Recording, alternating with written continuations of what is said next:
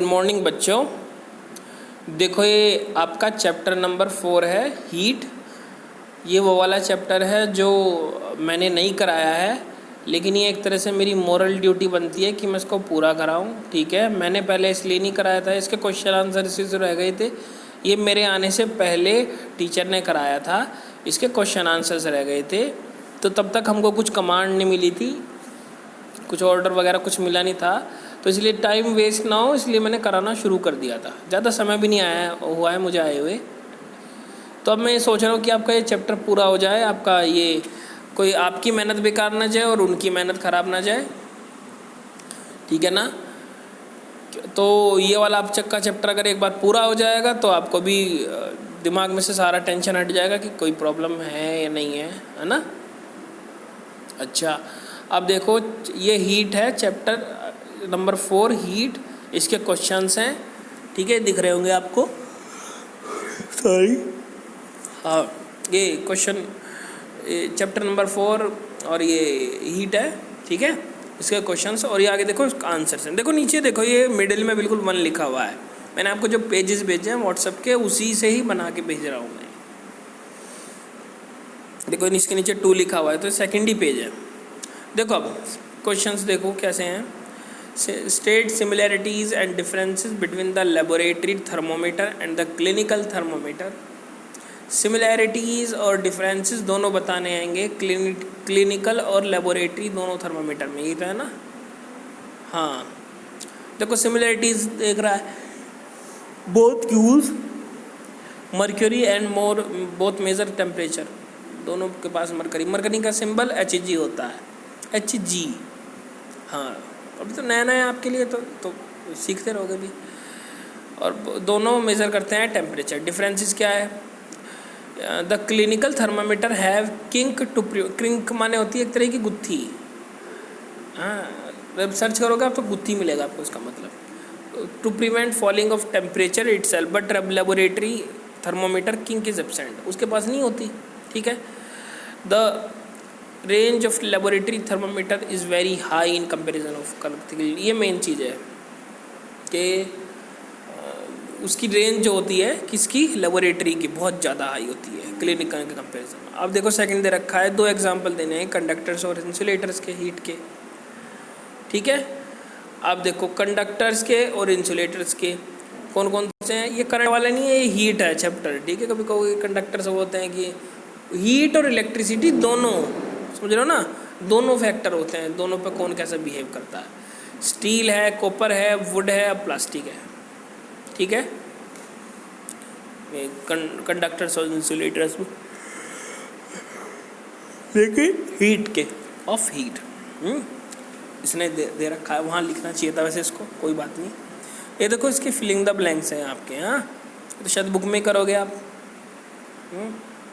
ऐसे कॉपी में अच्छे रहते हैं, देख लेना। आपको जो पहले जिस तरह से कराते थे उसी तरह से कर लेना। ठीक है, कोई नई चीज़ करने की ज़रूरत नहीं है। कभी कहोगे मैं ये प्रॉब्लम, मुझे कोई वो नहीं है। वो जैसे कराते थे, जैसे आपने पहले 3 चैप्टर में किए होंगे उसी तरह से कर लेना। बुक में अगर कराए होंगे पहले फिलिंग द ब्लैंक्स या कुछ और, या ये वाली ऐसी चीज़ है question number 3 filling the blanks जो है, तो बुक में कर लेना। ठीक है ना। अगर उन्होंने कॉपी में कराया तो कॉपी में कर लेना। ठीक है, आपका कोई डिस्टर्ब नहीं होगा चीज़। देखो, hotness of an object is determined by its temperature. Hotness किसी की भी किससे के द्वारा डिटरमाइन की जाती है, टेम्परेचर। टेम्परेचर किसका, बॉइलिंग वाटर का, can not be measured by a clinical thermometer. जो उबलता पानी है क्लिनिकल टेम्परेचर से नहीं नप सकता वो। Temperature is measured in degree, किस में नपता है टेम्परेचर, सेल्सियस में। No medium is required for transfer of heat by the process of radiation. कोई भी मीडियम की ज़रूरत नहीं होती ट्रांसफ़र ऑफ हीट के लिए, किसके प्रोसेस से में होता है, ये होता है रेडिएशन के। ठीक है। अ कोल्ड स्टील स्पून, भाई कोल्ड ठंडी जो है ना, स्टील स्पून देखिए ना, चम्मच, is dipped in a cup of hot milk, it transfers heat to its other end by the process of conduction के थ्रू। वो एक एंड से दूसरे एंड तक वो हीट ट्रांसफ़र करेगी। ठीक है, और एक जगह से दूसरी एंड तक। ठीक है। अच्छा, clothes of black colours absorb, समझते गए होंगे ना आप। Clothes of black colours absorb heat better than clothes of light colours. ठीक है, आपने सुना है ना, ये जो ब्लैक कलर होता है पहन के मत निकलो, यहाँ मत निकलो, वो इसी तरह से होता है, ये ज़्यादा हीट अब्जॉर्ब करता है, समझ रहे हो। अच्छा, अब देखो ये आपका फोर्थ वाला है, मैचिंग करनी है, लैंड ब्रीज ब्लोज ड्यूरिंग, तो कर लोगे आप तो।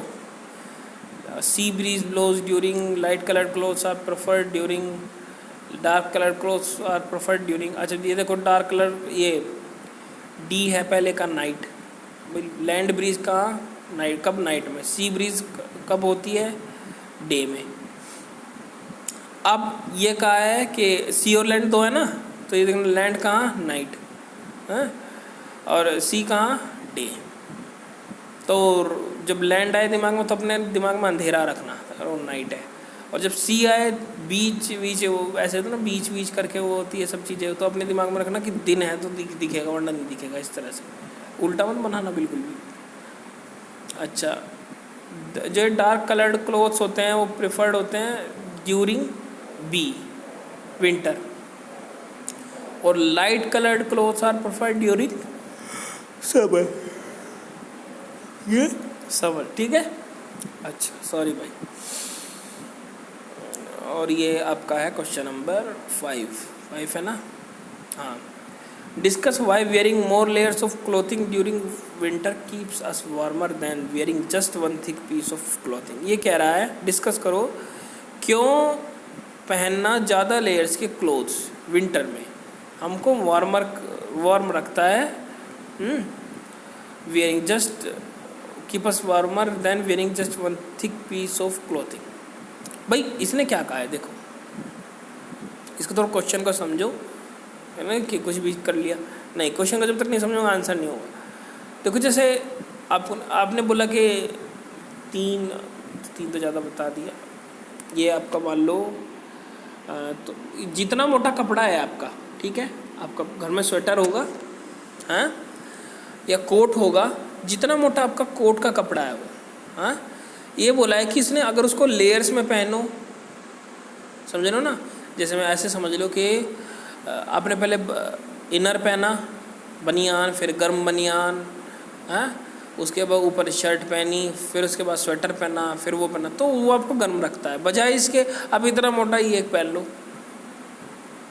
समझ रहे हो ना। अब लेयर्स जो होती है ना, लेयर्स यानी कि उसके परत के ऊपर कपड़े के ऊपर कपड़े पहना, वो आपको ज़्यादा गर्म रखता है। ऐसा क्यों है? If there is more than one layer of clothing the air would be trapped in between them, उसके बीच में हवा रुक जाती है अगर ज़्यादा लेयर्स वाला हो। Air is a poor conductor of heat, air कैसी है,